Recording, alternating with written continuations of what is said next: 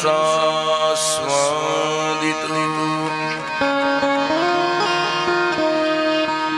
चरण कमल चिन्ह मकरंदाय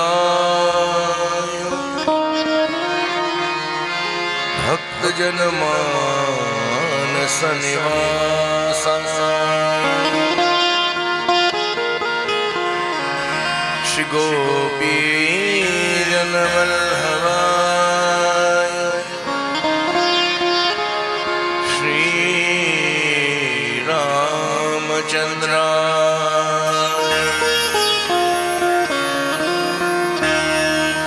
लक्ष्मीनाथ समारंभाम्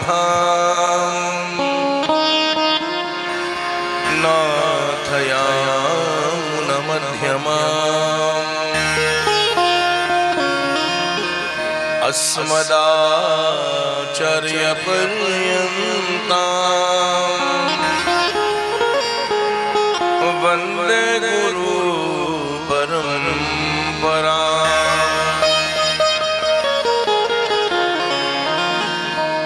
सजल जलधरामं प्रेम वापी मरालम् अभिनववनमालं क्षेमवल्लिप्रवालम् नलिनभुवननीलं दानवानां करालम् निखिलमनुजपालं नौमितं नन्दबालम्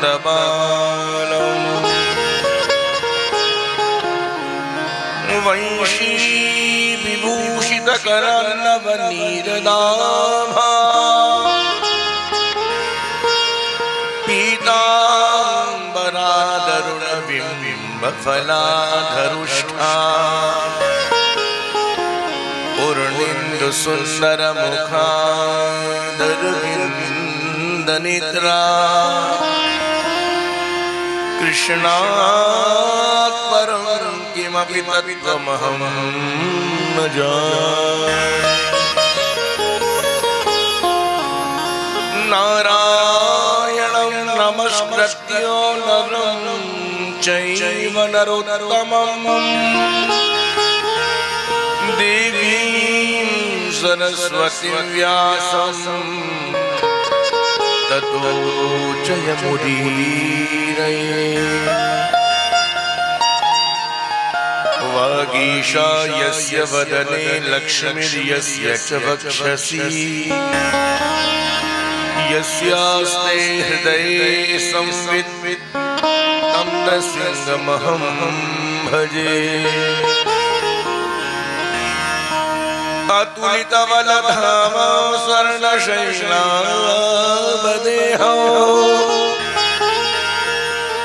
धनुजवनकृशालो ज्ञानिनामग्रगण्यम् सकलगुणनिधानं वानराणामधीशम् रघुपतिप्रियभक्तं वातजातं नमामि मेरी भवबाधा हरो श्री राधा नागर सोए जातन की झाई परे श्याम हरित द्युति हो। बोली श्री वृंदावन बिहारी लाल की जय। श्री लक्ष्मी नारायण भगवान की जय। श्री सीताराम जी महाराज की जय। श्री वेणुमाधव भगवान की जय। भागवत भगवान की जय। वेदव्यास भगवान की जय। शुभदेव भगवान की जय। श्री गंगा मैया की जय। श्री यमुना मैया की जय। श्री सरस्वती मैया की जय।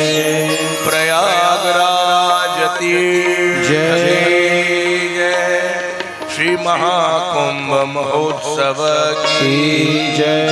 जय जय श्री राधे, जय जय श्री राधे, जय जय श्री राधे।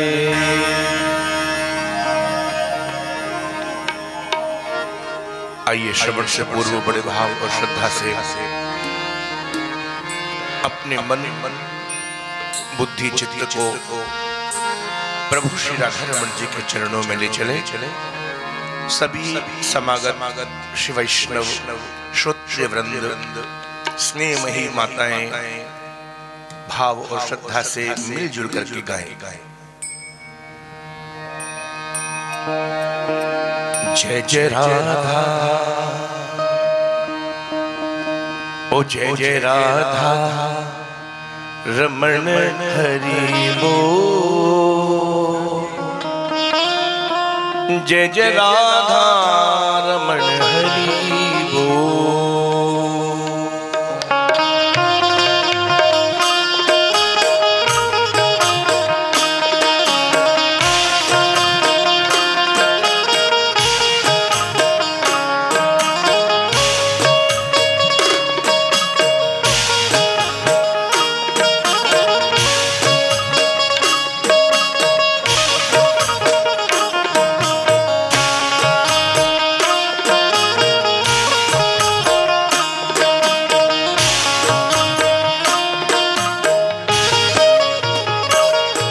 जय राधा रमण हरि बोल।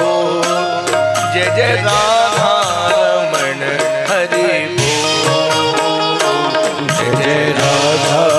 रमण हरि बोल। जय जय राधा रमण हरि बोल। जय जय राधा रमण हरि बोल। जय जय राधा रमण हरि बोल। जय जय राधा हरि बोल। जय जय राधा रमण हरि बोल। जय जय राधा रमण हरि बोल। जय जय राधा रमण हरि बोल। जय जय राधा रमण हरि बोल। जय जय राधा रमण हरि बोल। जय जय राधा रमण हरि बोल। ओ जय जय राधा रमण हरि बोल। जय जय राधा रमण हरि बोल। जय जय राधा रमण हरि बोल। जय जय राधा रमण हरि बोल। जय जय राधा रमण हरि बोल। जय जय राधा रमण हरि बोल। जय जय राधा रमण हरि बोल। जय जय राधा रमण हरि बोल।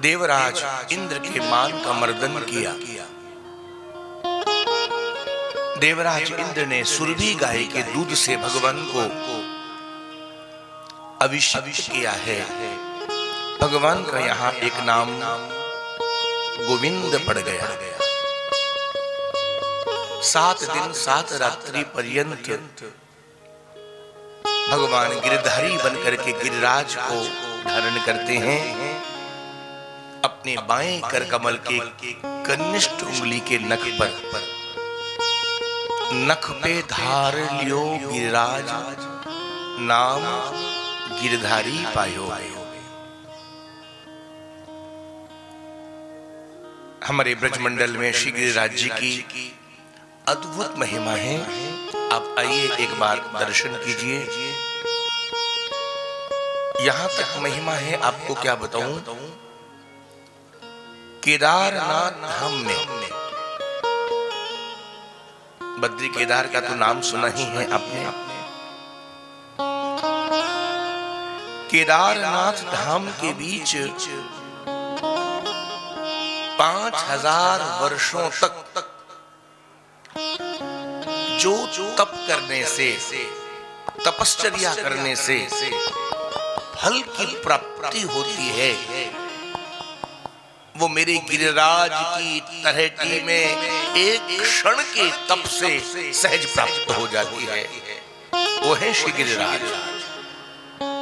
स्कंद पुराण में इसका प्रमाण मिलता है।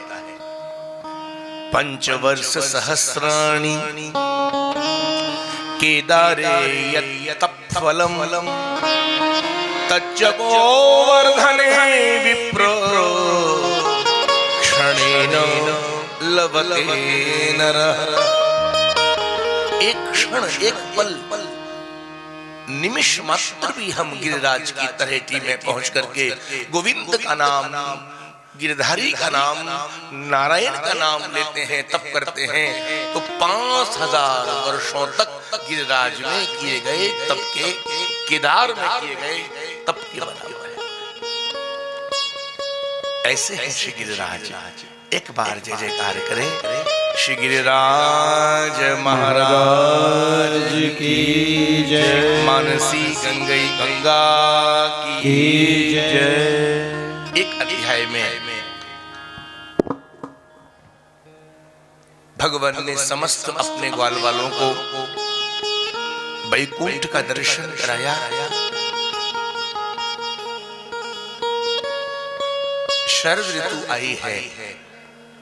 शरद ऋतु के बीच भगवान मुरली मनोहर श्याम सुंदर बोले बांस की बांसुरी को बजाते त्रिभंग ललित बनकर अनंत अनंत गोपियों के साथ महारास लीला करते हैं।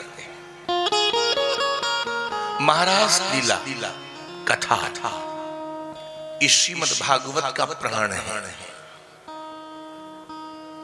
रास पंचाध्यायी है,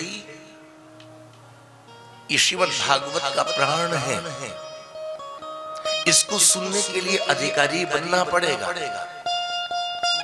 अनेकों बार आपने सुना होगा, लेकिन फिर भी हम आपको स्मरण दिला दें। महाराज लीला कथा सुनने के अधिकारी कौन? हमारे ब्रज के एक रसिक संत हुए स्वामी श्री हरिदास जी महाराज। श्री हरिदास जी ने अपनी महावाणी में महाराज लीला कथा सुनने के, कहने के अधिकारियों का वर्णन किया। प्रथम सुने भागवत। अधिकारी कौन? दो चार बातें सुन ले।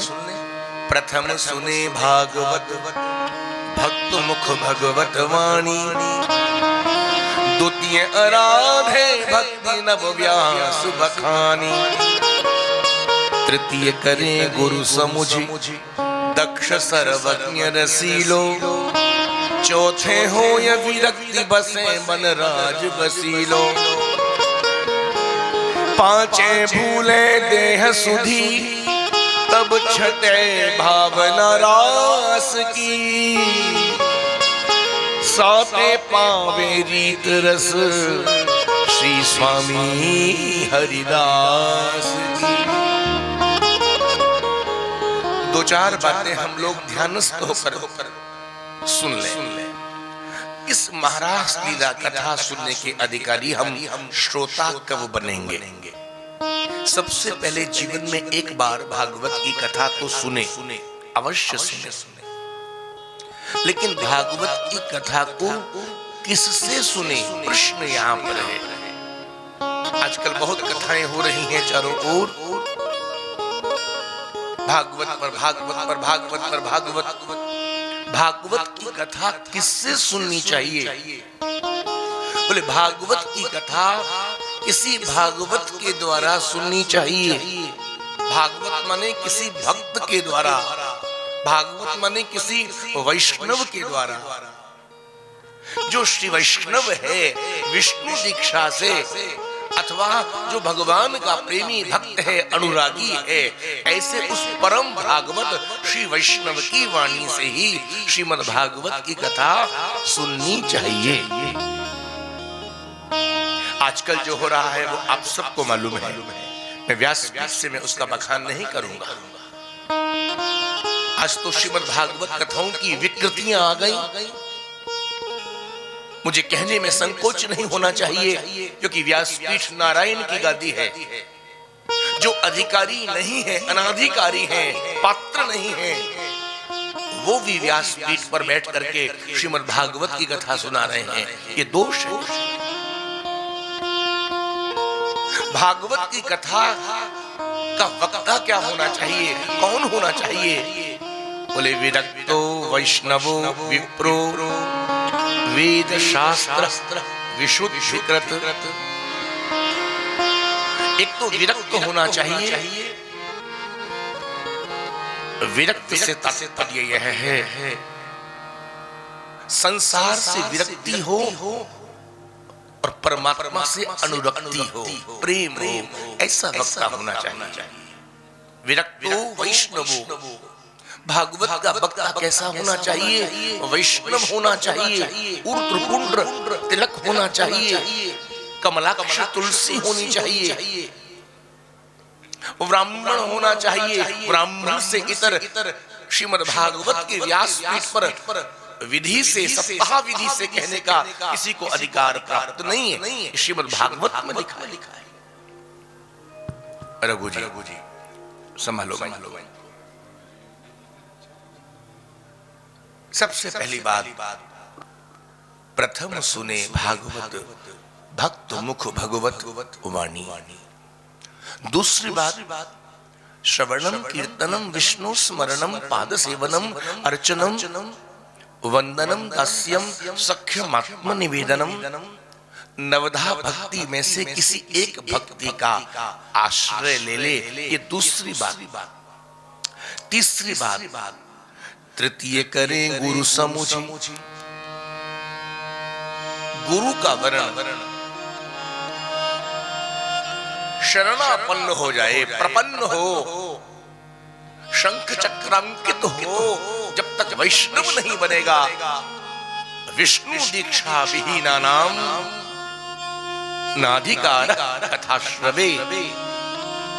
जब तक विष्णु दीक्षा से दीक्षित नहीं, वैष्णव नहीं, शंख चक्रांकित नहीं, ऊर्ध्वपुंड्र तिलक नहीं, तब तक श्रीमद् भागवत सुनने का भी अधिकारी नहीं। महाराज लीला कथा भी कैसे सुन पाएगा? पांचवी बात बहुत जरूरी है। इस महाराज लीला कथा सुनने के लिए पांचे भूले देह सुधी। देह सुध, शरीर के प्रति जो आपका भान है, आभास है, वो देहाभिमान शून्य हो जाए। मैं ही हूं, मैं पुरुष हूं, मैं स्त्री हूं, इससे ऊपर उठ जाए। जब तक देह में रहोगे, शरीर में रहोगे, तब तक श्री महाराज लीला कथा सुनने के आप अधिकारी पात्र नहीं बन पाएंगे। पांचे भूले देह सुधी। पुरुष ये भूल गए कि हम पुरुष हैं, स्त्रियां ये भूल गईं कि हम स्त्रियां हैं। तो परिणाम क्या होगा? महारास लीला रस आपके भीतर पहुंचेगा और आप उस रस का रसास्वादन कर पाएंगे।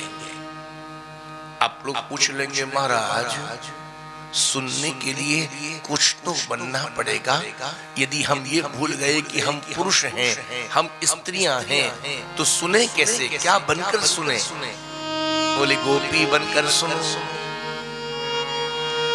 क्या बनना है आपको? बोलिए ना, गोपी बनना है। गोपी कौन है? गोपी कोई स्त्रियों का नाम नहीं है, किसी लहंगे फरिया का नाम नहीं, किसी श्रृंगार का नाम नहीं। गोपी कौन? गोवी इंद्रियई कृष्ण रसम सर्वदा पिबती, जो अपनी एकादश इंद्रियों से सर्वदा सर्वतो भावेन केवल और केवल कृष्ण रस का, कृष्ण नाम, कृष्ण रूप, कृष्ण लीला, कृष्ण धाम का अनवरत पान करती है। वो कौन है? गोपी। गोपी भाव में आ गए तो महारास लीला के अधिकारी बनेंगे। ये महारास लीला कथा एक कूपवत लीला है। थोड़ा गंभीर होकर सुनिएगा, बहुत ध्यान से सुनिएगा। जब तक इसकी भूमिका नहीं समझेंगे, क्योंकि भागवत का प्राण है। ये एक कूपवत लीला है। आपको यदि प्यास लगी हो, प्रेम से बोलो राधे राधे। राधे राधे। आपको यदि प्यास लगी हो तो आप या तो किसी नदी को खोजोगे अथवा किसी कुएं को खोजोगे। और यदि कहीं कूप दिखाई दे गया तो कुएं से पानी कैसे निकलेगा आपको मालूम है? उसके लिए भी दो चीजें चाहिए आपके पास। एक आपको चाहिए रस्सी और एक चाहिए आपको पात्र, बाल्टी। आप रस्सी से उस पात्र को बांध करके जब आप कुएं में डालोगे तो क्या होगा? बोले आपको जल मिलेगा और आपकी पिपासा शांत हो जाएगी, प्यास बुझेगी। महारास रूपी कूप में भी रस भरा पड़ा है। यदि आप उस रस को पीना चाहते हो तो आपके पास भी रस्सी चाहिए, आपके पास भी पात्र चाहिए। तो क्या किसी जूट की रस्सी से धातु के पात्र को बांध करके हम उस कुएं में उतारे महारास रूपी कूप में? बोले बिल्कुल नहीं। वो रस्सी क्या है, वो पात्र क्या है? अरे वो निष्ठा ही रस्सी है और प्रेम ही पात्र है। निष्ठा रूपी रस्सी को प्रेम रूपी पात्र से बांधकर महारास रूपी कुएं में डालेंगे तो परिणाम क्या होगा? बोले महारास रस मिलेगा और आप रसास्वादन करेंगे। लीला शुकस्य लीलेयं लीलान्याश्चो पवर्णिना कल्लोलिनी स्वरूपेण रासं कूपं जलोपमम्। ऐसे भगवान श्री कृष्ण बोले बांस की बांसुरी को लेकर के वृंदावन यमुना के तट पर त्रिभंग ललित बनकर वंशी बजाते हैं, बांसुरी में फूंक मारते हैं। और जब वंशी बजी वृंदावन यमुना के तट पर बांसुरी,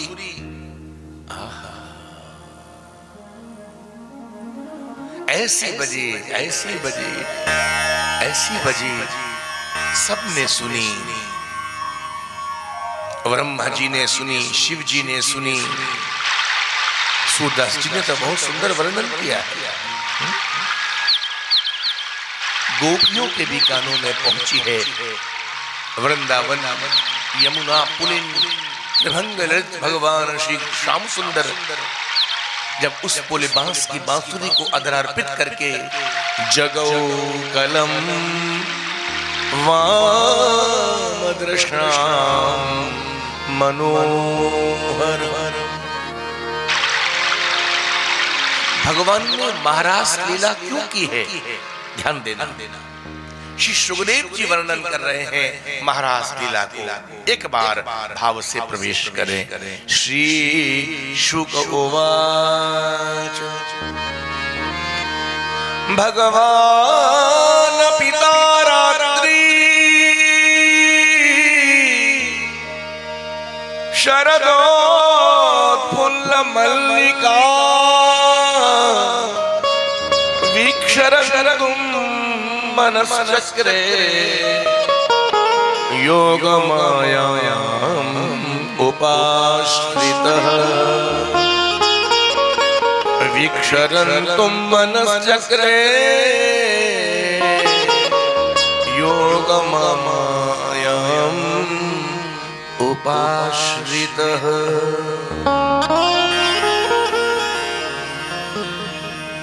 बहुत सुंदर भाव है। यदि इस एक श्लोक की व्याख्या करने बैठ गए ना तो विश्वास मानिए 2-2.5 घंटे तो ऐसे ही निकल जाएंगे। भगवान कौन है, कौन सी रात्रियां हैं, आप तो इतना समझ लो। जिन ब्रज कुमारी गोपियों को भगवान ने,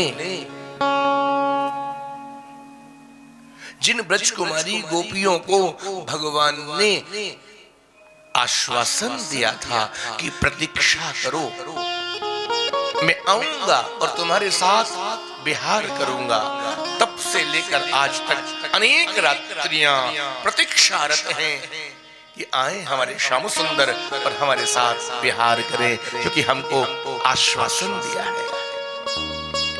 तारात्रि इसलिए बहुवचन है। वृंदावन यमुना पुलिन पर संपूर्ण पृथ्वी आज, वृंदावन की जो पृथ्वी है मल्लिका के पुष्पों से पुष्पित हो गई। प्रकृति ने श्रृंगार किया। मुरली मनोहर श्याम सुंदर ने आज ऐसी वृंदावन की जब शोभा देखी, प्रकृति श्रृंगार करके प्रतीक्षा में है। इतनी रात्रियां आज मेरी प्रतीक्षा कर रही हैं। भगवान ने भी वीक्षरन्तुं मनश्चक्रे, जो अमना है। भगवान कौन है? अमना। मन भगवान के पास नहीं, उन अमना ने अपना मन बनाया। आप लोग पूछेंगे महाराज अमना ने मन कैसा बनाया, क्या बनाया? बोले क्यों ना आज गोपियों के साथ महारास करूं, नृत्य करूं, क्यों ना आज महारास के माध्यम से उस अभिमानी कामदेव के मान का मर्दन करूं, ये मन बनाया। और ऐसा मन बनाते हुए भगवान योगमाया का आश्रय लेते हैं। योगमाये 6 रात्रियों का, 6 महीने की रात्रियों का विस्तार करो। भगवान श्री राधा रानी का आश्रय लेते हैं। किशोरी जी जब तक आप नहीं तब तक महारास नहीं, राधायाम उपाश्रित। भगवान श्याम सुंदर मुरली का आश्रय लेते हैं। बोले बांस की बांसुरी को अगर अर्पित करके उस वृंदावन वंशी वट तट पर ऐसी फूंक मारते हैं कि उस वंशी को सुन करके ब्रज की ब्रजंगनाएं, ब्रसी मंतनिया वंशी को सुन करके आकृष्ट हो जाती हैं। और जो जो जिस जिस कर्म में धर्म में है, सब कर्म धर्म भूल करके लोक धर्मों को तिलंजलि दे करके दौड़ी है। कहा? यमुना तट के लिए पहुंची है। सुखदेव जी वर्णन कर रहे हैं कि ऐसी फूंक मारी जगऊ कलम बाम दृशाम मनोहरम। गोपियों के जब कानों में जो गोपी गोबर से लेपन कर रही थी, गोबर के सने हुए हाथों से ही भागी। जो गोपी बच्चे को दूध पिला रही थी, उस बच्चे को गोद से नीचे उतार कर भागी। जो गोपी अपना श्रृंगार कर रही थी, अधूरे श्रृंगार सब उल्टा पुल्टा हो गया। हाथ की वस्तु पांव में, पांव की वस्तु हाथ में, माथे की चीज कहां पर? यहां गाल पर। हमारे रसिकों ने वर्णन किया है, हाथ को कंगन पायन में, पाँव की पायल हाथ संभारी, तो भाली की मेहंदी कपोलन पे, तो काजले कहीं आंख अंझारी, नाक की बेसर कानन में, कान की बारी नाक संभारी, लहंगा ओढ़ के ओढ़ना बांध के, प्यारे समीप चली ब्रजरानी, प्यारे समीप चली ब्रजरानी, प्यारे समीप चली ब्रजरानी। सुखदेव जी वर्णन कर रहे हैं, लिम्पन्त्यो प्रव्रजन्त्योन्या अंजन्त्यो काश्चलोचन, एक आंख में काजल लगाया, दूसरी को छोड़ दिया, दौड़ी है आज यमुना तट के लिए।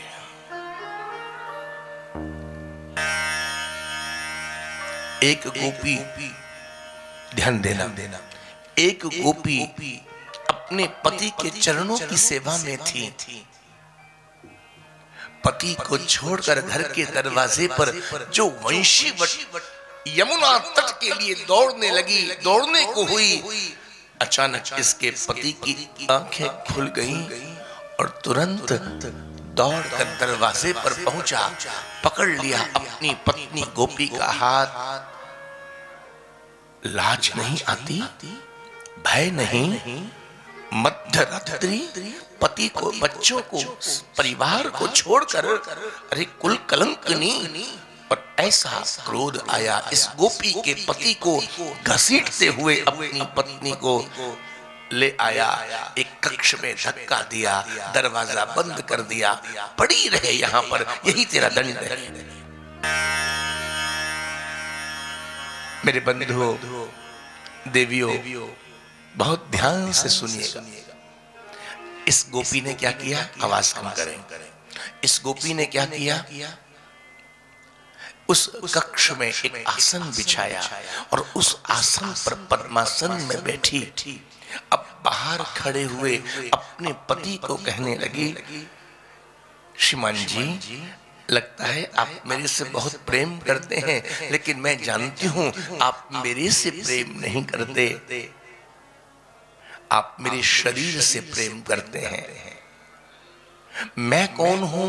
बोले मैं शरीर नहीं हूं, मैं तो चेतन आत्मा हूं। कितनी बड़ी बात। श्रीमान जी, शरीर के अधिकारी आप हैं, लेकिन आत्मा के अधिकारी तो आत्मीय गोविंद हैं। आपका जो प्रेम है शरीर से है, आत्मा से नहीं है, और शरीर से होने वाला जो प्रेम है वो प्रेम नहीं है, वो तो वासना है। लीजिए, शरीर को आप भोगिए, मैं तो अपनी आत्मा से चली आत्मीय गोविंद के चरणों में। और कहते कहते इस ब्रज गोपी ने अपने पंच भौतिक देह का वहीं परित्याग कर दिया, देह त्याग दिया, और ये गोपी अपने निज स्वरूप से पहुंची कहां? बोले आत्मीय गोविंद त्रिभंग ललित श्याम सुंदर के चरणों में पहुंच गई। माता हो, ये गोपियां कोई सामान्य नहीं है, इनको कोई सामान्य स्त्री मत मान बैठना। ये कौन है गोपियां? ये श्रुति रूपा गोपियां हैं, वेदों की श्रुतियां गोपी बनकर के आई हैं। दंडकारण्य के ऋषि महात्मा अमलात्मा विमलात्मा आज गोपी बनकर के आए। जिस समय 14 वर्ष के वनवास में मेरे प्रभु श्री राम दंडकारण्य की कठिन भूमि पर, तो बड़े बड़े ऋषि मुनि महात्मा अमलात्मा आपस में बातें करने लगे। जरा देखो ना, ये कौन है कुंवर? इनके साथ ये देवी कौन है? मन ही मन सोचने लगे, हमें भी ये सेवा प्राप्त होती तो हमारा जीवन धन्य हो जाता। मर्यादा पुरुषोत्तम श्री राम इन महात्माओं की, ऋषि मुनियों के भाव को जान गए। मन ही मन कहा, महात्माओं, ऋषियों, इस समय में मर्यादा पुरुषोत्तम के रूप में आया हूं। मेरा एक पत्नी व्रत है, लेकिन अगली बार जब आऊंगा द्वापर में कृष्णावतार लेकर, अरे ऋषि मुनियों, महात्माओं, मैं तुम्हारे इस संकल्प को साकार करूंगा। आना और तुम सबको मेरा सुख मिलेगा। वो दंडकारण्य के ऋषि मुनि महात्मा गोपी बनकर के आए। सब गोपियां यहाँ पर पहुंची हैं। भगवान ने इन गोपियों का स्वागत किया है। स्वागतम वो महाभागा प्रियम किम करिवाणी। क्यों आए हो? कहाँ है तुम्हारे पति? कहाँ है तुम्हारे ससुर, तुम्हारे बच्चे? सब गोपियों ने कहा, श्याम सुंदर, हम तो आपकी बांसुरी को सुन करके आए हैं आपकी शरण में। यहाँ भगवान ने इन गोपियों को सुंदर उपदेश दिया, नहीं, ये तुमने उचित नहीं किया, तुम सब पतिव्रता हो। रजन्येषा घोर रूपा घोर सत्वनिषेविता प्रतियात व्रजं नेह स्थेयं स्त्रीभिः सुमध्यमा। तुम पतिव्रता हो और तुम्हारा धर्म कर्तव्य है पति सेवा करना, बच्चों का पालन पोषण करना। मध्य रात्रि तुम घर से निकल करके आई हो, तुम्हें शोभा नहीं देता। देखो भगवान कितना सुंदर मैसेज दे रहे हैं संपूर्ण नारी जगत के लिए कि एक नारी को चाहिए कभी रात्रि के समय, यहाँ तक सूर्यास्त के बाद देर रात्रि घर के बाहर नहीं रहे। ये अशोभनीय है, ये अमर्यादित है। ये एक संदेश है, तुम लौट जाओ। प्रतियात व्रजम। अरे भैया बैठ जाओ, शांति से बैठो।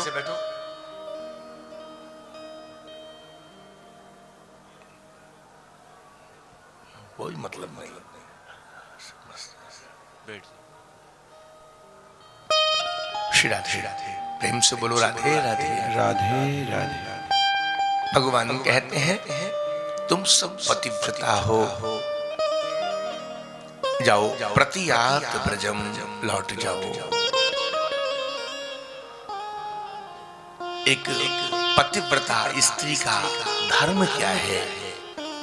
आप भागवत पढ़ें, रामचरितमानस पढ़ें। गोस्वामी बाबा तुलसीदास महाराज तो बहुत सुंदर बात लिखते हैं। बोले कहीं धर्म एक व्रत ने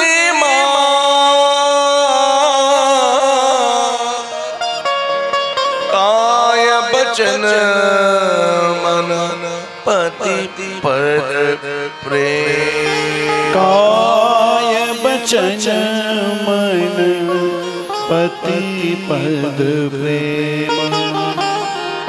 एक पतिव्रता स्त्री नारी का एक ही व्रत है, एक ही पूजा है, एक ही धर्म है। और वो क्या है? मनसा वाचा और कर्मणा अपने पति के चरणों की सेवा में रहे, उनका आदर सम्मान करे, कभी उनकी अवज्ञा ना करे। वही है पतिव्रता, वही है भारत की नारी, वही है स्त्री। एक भारत की नारी के लिए, एक पतिव्रता के लिए, गृहस्थाश्रम में आने वाली स्त्री के लिए अलग से कोई पूजा का विधान नहीं है। यदि सच्चा विधान है उसके लिए एक ही व्रत है, एक ही नियम है, एक ही धर्म है, ये कह दूं। और वो क्या है? केवल अपने पति के संरक्षण में रहते हुए उसी का आदर सम्मान करे, उसकी सेवा करती रहे, उसकी कभी अवज्ञा ना करे। वही एक पतिव्रता है, वही भारत की नारी है, वही स्त्री है। भगवान ने बहुत समझाया लेकिन गोपियां नहीं मानी और गोपियों ने यहाँ पर प्रेम के आवेश में आकर मयिवं विवोर्हति भवान् गतितुं नृशंसं संत्यज्य सर्व विषयांस्तव पादमूलम् भक्ता भजस्व दुर्वग्रहमाप्त्यजास्मान् देवो यथादि पुरुषो भजते मुमुक्षुम्। ये श्रीमद् भागवत का दूसरा गीत है। भागवत जी में सज्जनों माताओं 6 गीत हैं। पहला गीत कल सुना था अपने वेणु गीत, दूसरा प्रणय गीत, तीसरा गोपी गीत, चौथा भ्रमर गीत, पांचवा युगल गीत और छठा अहिल गीत। ये 6 गीत हैं श्रीमद् भागवत में। ये प्रणय गीत गोपियों के द्वारा प्रेमावेश में आकर, प्रेमावेश में भी हम भगवान से 2-2 बातें करते हैं, करनी भी चाहिए। एक प्रेमी को अधिकार है, ज्ञानी को नहीं। नृशंस कहकर संबोधन किया कि वंशी बजाकर पहले बुलाया और फिर कहते हो हम अपने घर लौट जाएं। गोपियां कहती हैं श्याम सुंदर हम अपने पांव से चलकर आ तो गईं, लेकिन अब लौटने की शक्ति इन पांव में बिल्कुल भी नहीं रही। लौटकर जाएं तो कैसे जाएं? और यदि जैसे तैसे हम गोपियां यदि अपने घर चली भी गईं तो घर जाना बेकार है। क्यों? बोले हमारे पास केवल एक चित्त है, वो चित्त आपने अपनी ओर आकर्षित कर लिया। वो हमारा एक चित्त आप में, आपके पास। अब जो वस्तु आपके पास पहुंच गई तो हम उस वस्तु के बिना यदि हम घर लौट जाएं तो बिना चित्त के घर में जाना व्यर्थ है। क्या माया? चित्तम सुखेन भवता प्रहतं गृहेषु यन्निर्विरश्विरश्विषश्युतुकरा वपि गृहीय कृत्ये पादौ पदं न चलस्तव पादमूला यामकथं व्रजमतो करवाम किं वा। गोपियों ने यहाँ पर प्रेमावेश में आकर बहुत कुछ कहा। भगवान श्री कृष्ण ने गोपियों को समझाया, नहीं मानी। ठीक है गोपियों, तुम नहीं मानती हो तो अब हम सब मिलकर के महाराज करें। इतना सुनना था कि ब्रज की गोपियां आपस में कानाफूसी करने लगी। सखी श्याम सुंदर आ गए हमारी बातों में, अब हम इनको नचाएंगी और ये नाचेंगे। अंतर्यामी श्याम सुंदर मन ही मन विचार करने लगे, दुनिया को संसार को नचाने वाला मैं और तुम सोचते हो कि तुम नचाओगी। इतना मन ही मन विचार करते भगवान मुरली मनोहर श्याम सुंदर गोपियों के मध्य से अंतर्धान हो गए। तासां तत्सौभगमदं वीक्षमानं च केशव प्रशमाय प्रसादाय तत्रैवन्तरधीयत। भगवान गोपियों के उस प्रणय मान का मर्दन करने के लिए, और आपको कह दूं राधा रानी जी को प्रसन्न करने के लिए श्री किशोरी जी को साथ लेकर के अंतर्धान हो गए। जो सामने भाई बैठे हैं नीली शर्ट पहन करके, दोनों पांव को सीधे कर लें जरा।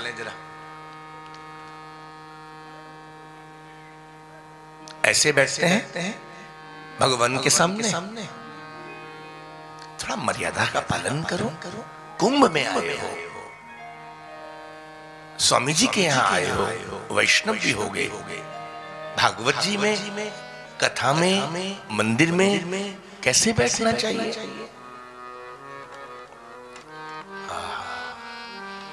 भगवान अंतर्धान हो। जीवन में याद रखिए, दो विकार जब आते हैं, मान और मद। जब भी जीवन में मान आएगा, कोई भी मान, कैसा भी मान,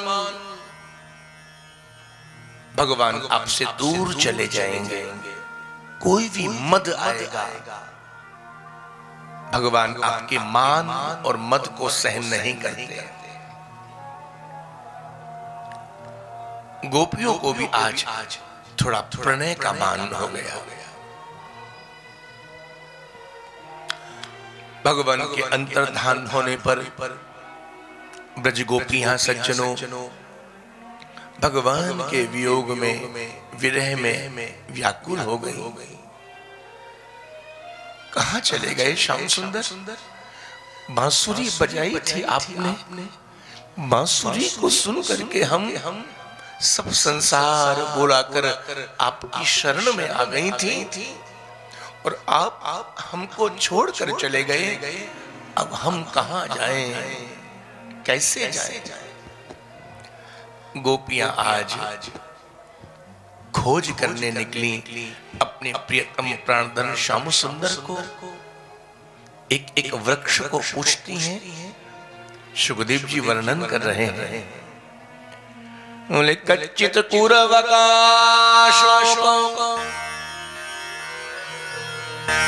नाग पुन्नाग चंचका रामानुजो मानिनी नामितो दर्पहरस्मित कच्चित पूर्वकाशोक।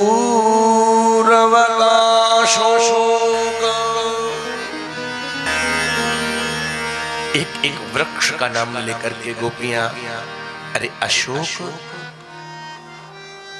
तेरा नाम ही अशोक है, अशोक। और हम कौन हैं? सशोक। हम शोकाकुल हैं, तू अशोक है। क्या हमारे शोक से हमें मुक्ति नहीं मिलेगी? अरे पीपल, अश्वत्थ पीपल को कह रहे हैं, एक बार तू ही बताना। एक वृक्षों का नाम लेकर तुलसी से पूछती हैं, अरे तुलसी, तुम उनको अत्यंत प्रिय हो, बिना तुम्हारे वो रहते नहीं। शालिग्राम के रूप में तुम्हारे बिना रहते नहीं, और तुम्हारे बिना वो आरोगते भी नहीं, भोगते भी नहीं। कच्चित तुलसी कल्याणी, कच्चित तुलसी कल्याणी गोविंद चरण प्रिय। सज्जनों, तुलसी ने कुछ नहीं कहा। अब क्या क्या कहे तुलसी, क्या कहे वृक्ष? लेकिन हवा आई, हवा का झोंका, तुलसी हिली। एक गोपी ने दूसरी को कहा, बहन मना कर रही है, सौत है ना हमारी, क्यों बताएगी? तुलसी कौन? तुलसी तुना विष्णुना लसती, जो भगवान विष्णु को अत्यंत प्रिय हैं, उनका नाम है तुलसी। घर में तुलसी का विधवा होना चाहिए। आप सभी श्री वैष्णव हैं, जिस घर में तुलसी नहीं, और सीधी सी बात कह दूं, जो दुनिया के लोग दाम्पत्य जीवन में हैं, यदि दाम्पत्य जीवन में रहते हुए जो स्त्रियां, जो माताएं, जो देवियां नित्य तुलसी का पूजन करती हैं, सींचती हैं, जल देती हैं, संध्या के समय उन्हें दीपदान आरती करती हैं, तो विश्वास मानिएगा उनके दाम्पत्य में सुख बना रहता है। आपस में कोई विवाद नहीं, एक समरसता बनी रहती है, अखंड सुहाग बना रहता है। जिन देवियों को चाहिए, जो देवियां चाहती हैं कि हम सौभाग्यवती बनी रहें, हमारा सुहाग अमर हो जाए, वो तुलसी का पूजन करें, अर्चन करें, सींचे। ब्रज की गोपियां आज श्री कृष्ण के विरह में व्याकुल होकर के आगे बढ़ी हैं। महाराज श्री किशोरी जी को देखा, आपको कह दूं संक्षिप्त रूप में, राधा रानी को भी छोड़ करके भगवान अंतर्धान, केवल इसलिए क्योंकि राधा रानी ने ये कहा श्री कृष्ण को, श्याम सुंदर चलते चलते मैं थक गई हूँ, आप मुझे अपने कंधे पर उठाकर ले चलिए। भगवान अंतर्यामी समझ गए, बोले किशोरी जी आपको भी लगता है थोड़ा सा मान हो गया। भगवान ने किशोरी जी को भी छोड़ा। गोपी और श्री राधा रानी आज मिलकर के एक गीत गाती हैं, ये इसका नाम है गोपी गीत, कनक मंजरी छंद में है। गोपी गीत की अद्भुत फलश्रुति है, अद्भुत है महाराज। आज भी जो लोग गोपी गीत का नित्य पाठ करें, एक दिन उनको कृष्ण दर्शन मिलता है, विश्वास मानिए। आइए, समय का चूंकि अभाव है, इसलिए केवल और केवल 2-3 श्लोक ही सुन पाएंगे, लेकिन सीधे बैठे और बैठ करके गोपियां रुरुदु सुस्वरन राजन कृष्ण दर्शन लाल सा रोती जा रही हैं और गाती जा रही हैं।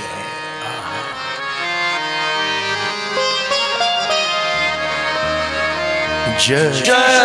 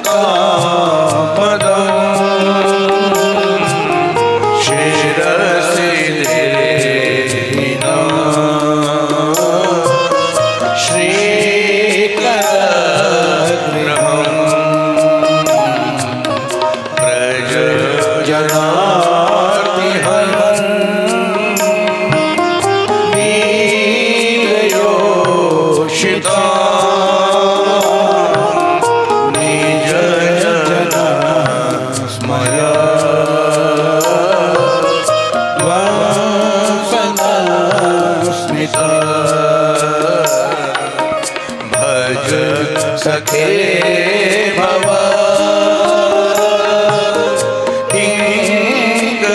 किङ्करीष्मनो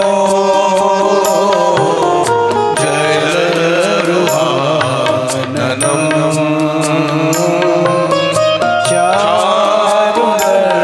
चारुदर्शय